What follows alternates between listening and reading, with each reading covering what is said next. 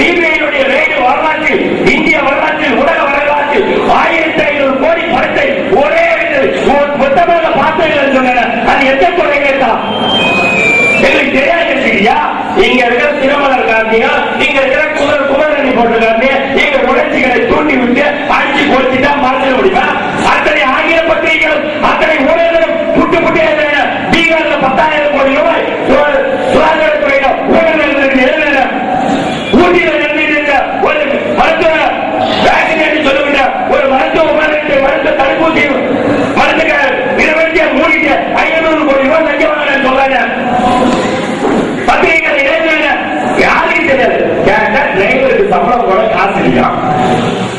Escort போல எங்களுக்கு காசு கொடுக்கறதுக்கு 1000 மனுஷன் எஸ்கார்ட் பசங்களுக்கு 1000 கொடுத்து காசு இல்லையா? எங்களை முட்டியிலும் நோட்டீஸும் புத்தகமும் அடித்து எங்களை ஆண்டாண்டு காலமாகவும் பிச்சாங்களாகவும் பரிதேசிகளாகவும் கடைக்கு கடை வீதிக்கு வீடு ரோட்டுக்கு ரோட்டு உங்கள்கிட்ட பணம் இல்லையா? எல்லாம் இந்த மாதிரி சொல்ல பழப்பதி கிராமத்துல கத்திரிக்காய் மறிச்சா கருத்தருக்கு வருது, வீதிக்கு வருங்கன்னா பத்திரிகைகளும் ஊடகங்களும் நீ எவ்வளவு நாள் தான் சோனியாவுக்கு லஞ்சம் கொடுத்து கொடுத்து காலத்தை ஒடுக்கல. நிச்சயம் பிஜேபி கவர்மெண்ட் வந்து எல்லாத்தையும் நோட்டி நொங்கெடுப்பான். பாப்போம் காங்கிரஸ்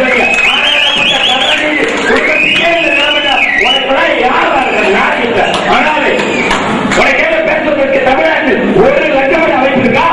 ராமதாஸ் முதல்வர் என்று, ராமதாஸ் முதல்வர் என்று உனக்கு பேசுவதற்கு ஒரே ஒரு லட்சம் கட்சி வச்சுக்க கூட யாரு பேசுமான உறவு கிடையாது.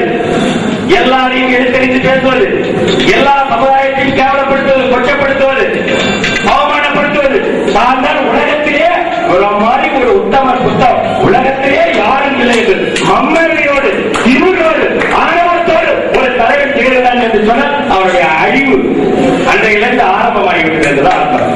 நம்முடைய வரலாறு பேசுறாங்க இதெல்லாம் பேசுவதற்கு ஒரு பேசுனா ஒரு தலைவர் என்று சொன்னால் இப்படித்தான் இருக்க வேண்டும் என்று ஒரு வரையறைகள் இருக்குது. நான் கூட தலைமை அளவிற்கு எப்படி இருந்தாலும் பேசிட்டு போலாம். உங்கள் சட்டமன்ற உறுப்பினர் தான் அதேதான் தலைவர் என்று சொன்னால் நீ ஒரு கூட்டத்தின் தலைவராக ஆகிவிட்டாய் என்று சொன்னால் உனக்கு மிகப்பெரிய பொறுப்பு இருக்குது. இத்தனாயிரம் இவ்வளவு பேர் உட்கார்ந்து அத்தனை பேருடைய வாழ்வில் இந்த சொல்லம் நல்லது கண்டது அத்தனைக்கும் காரணா யார் என்று சொல்ல ஒரு கூட்டத்தினுடைய தலைவராக இருக்கிறது. அந்த தலைமையை உலக வரலாற்று ஒரு இயக்கத்தினுடைய தலைவராக இருந்த மாவீரன் பெருமாள் அதை நிரூபித்து காட்டினார்.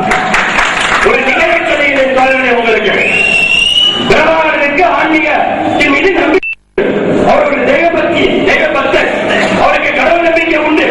அப்படிப்பட்ட அவர் முருகப்பட்டர் அவர் தன்னுடைய சேனல் சாயத்தை அனுப்ப வேண்டும், களத்திற்கு அனுப்ப வேண்டும்.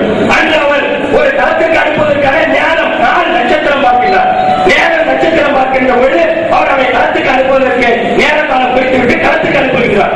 அப்பொழுது கூட இருக்கின்ற தலைவர்கள் வந்து சொல்கிறார்கள், இன்று நேரம் நல்ல நேரம் இல்லையே, இன்னைக்கு யமகண்டனாச்சா ராவகண்டனாச்சா, இன்னைக்கு 4 நட்சத்திரம் சரியில்லையே, இன்னைக்கு போய் சேனல் சாட்சியை நீங்க களத்துக்கு அனுப்புறீங்களா அப்படி என்று 2ஆம் கட்ட தலைவர்கள் அவரிடத்திலே விழாவுங்கள் அவரிடத்திலே கேள்வி கேட்கின்ற பொழுது அவர் சொல்லுகின்றார், நான் எதற்காக இந்த தேதியில் இவர் நேரம் குறித்து அனுப்பினேன் என்று சொன்னால் அதிர்ஷ்டவசம்